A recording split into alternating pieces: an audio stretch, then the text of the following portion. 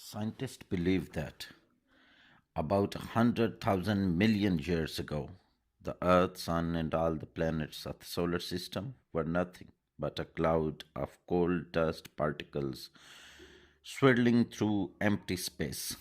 Gradually, these particles were attracted to each other and came together to form a huge spinning disk. As it spun, the disk spread into rings, and the furious motion made particles white hot. The center of the disk became the sun, and the particle in the outer ring turned into large fiery balls of gas and molten liquid. Then they began to cool and condense and take on solid form. And at last, some 4 or 5 thousand million years ago, they became Earth, Mars, Venus, and other planets. Essentially, the Earth is constructed something like a baseball. If you were to cut a baseball in two,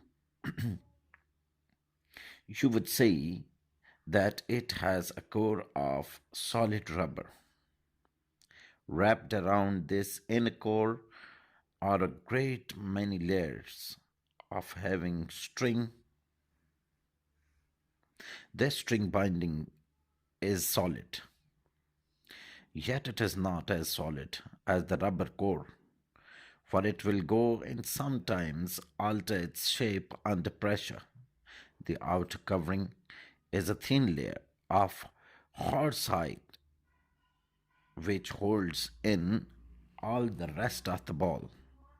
The solid rocks covering of the earth, called the crust, is between 10 and 30 miles thick, much thinner in proportion than the horsehide covering of the baseball. Under this crust is a thick layer of a different kind of rock, which is known as the Earth's mantle. The rock of the mantle is solid, but it is solid in the same way that the string wrapping of the baseball is solid. Under pressure, it will move slightly and change its shape. The mantle extends to a depth of 1800 miles.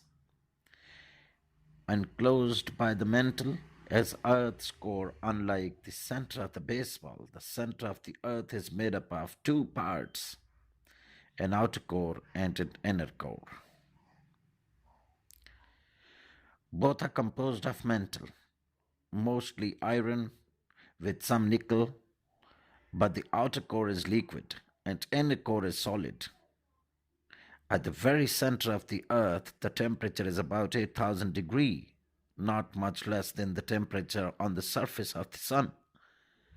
The total distance from Earth's surface to its center averages approximately 3,960 miles.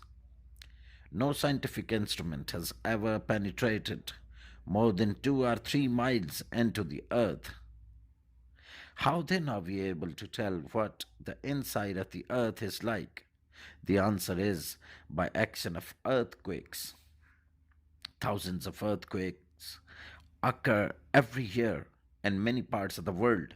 Most of them are too slight to cause damage, but all of them send out shock waves